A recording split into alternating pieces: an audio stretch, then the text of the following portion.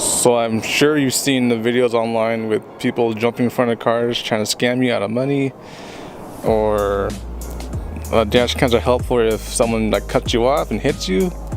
You can prove that it wasn't your fault.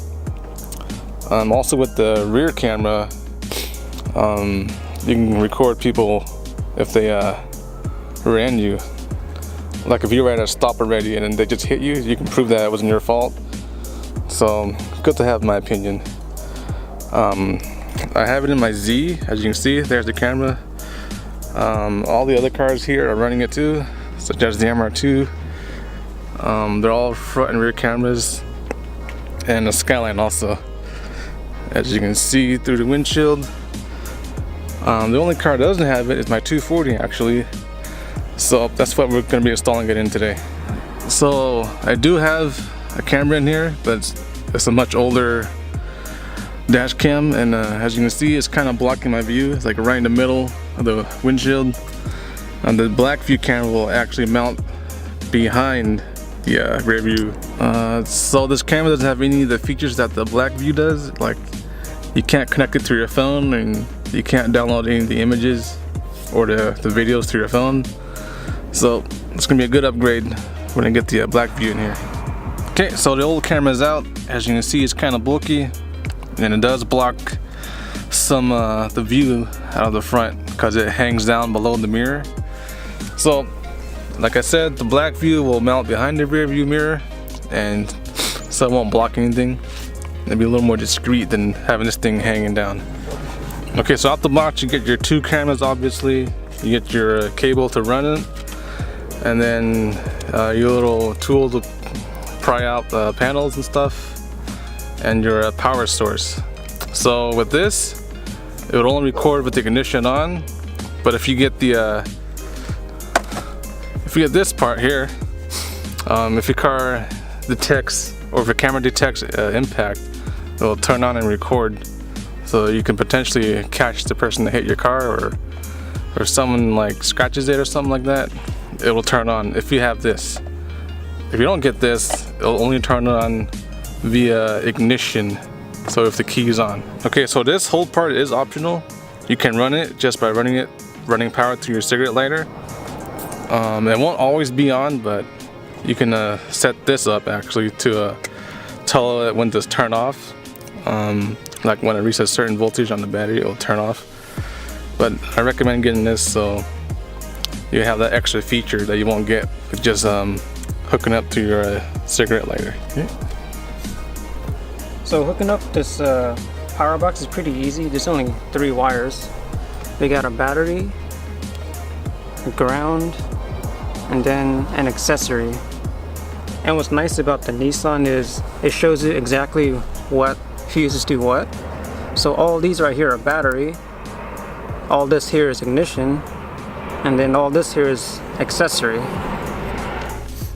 So for the battery source, we're going to use the hazard lights, and then for accessory, we're going to use a cigarette lighter. Alright, so here's how the wiring looks. Battery is hooked up to the hazard light because that's always getting 12. Red is hooked up to accessories, so that's ignition, and the ground's over here. And then you hook that up to the little box here, and then from there you hook up the other cable into your socket here, and then this will go into the camera. So now when you turn on the key, this should turn on. Okay, so here you're in the BlackVue app. You're gonna go to Wi-Fi, and it's gonna connect to the camera here. As you can see, there's the live view right now.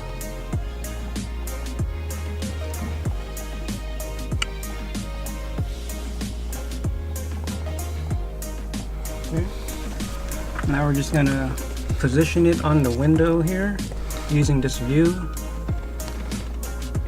So somewhere around there. Okay, so the camera's mounted up behind the rear view. It's actually live right now, so I'm gonna wave my finger in front of it. You can see. So yep, there you go. We're gonna clean up the wiring now.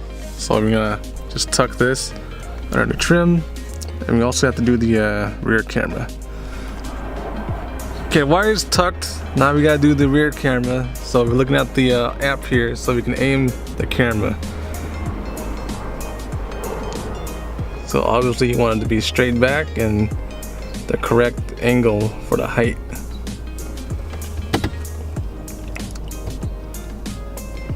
So it does come included with double-sided tape. So you have to peel one side off and stick it to your windshield.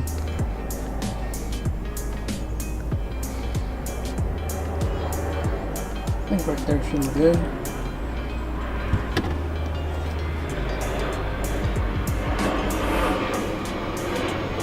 So you can see it's already the tape's already on the camera. So you just take off the other side and then stick it on, and then you should be good. You can see looking at the phone and positioning the camera. Alright, that should do it. So we can switch from to the front camera here too. So there's front view. You can see the Z there. You can see my dirty windshield in the back. But yeah, so good insurance for you in case someone tries to do something stupid and cut you off, or someone rear ends you. You have proof of what happened, or even if you see like some cool car on the road or something. Yeah, here's all the recordings that it has. So like, you can click on any one of these, download it straight to your phone. See, it shows up right here. Yeah, say you spot a Ferrari F40 or something, you have proof that you saw it. Or if some idiot try to scam you by jumping in front of your car. So yeah. Okay, so the dash cam install is complete. As you can see, it's not visible from the driver's seat. It is located behind the mirror, as you can see. I like him a lot better for that fact alone, because it's not blocking my view like my old one did. It also has a rear camera. You can see it right there. You can kind of see the rear camera in the mirror, but it's not blocking anything really. There's the view from the outside. As you can see, it's pretty discreet and slick. The person in front of you is not going to notice that you have a camera. Go ahead and show you the back.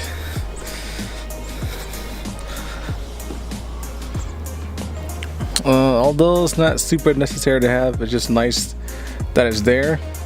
I'm always recording in case something does happen, like someone hits you, some guy tries to jump in front of your car, or if you just see something crazy on the road, you have a recording for the dash cam here.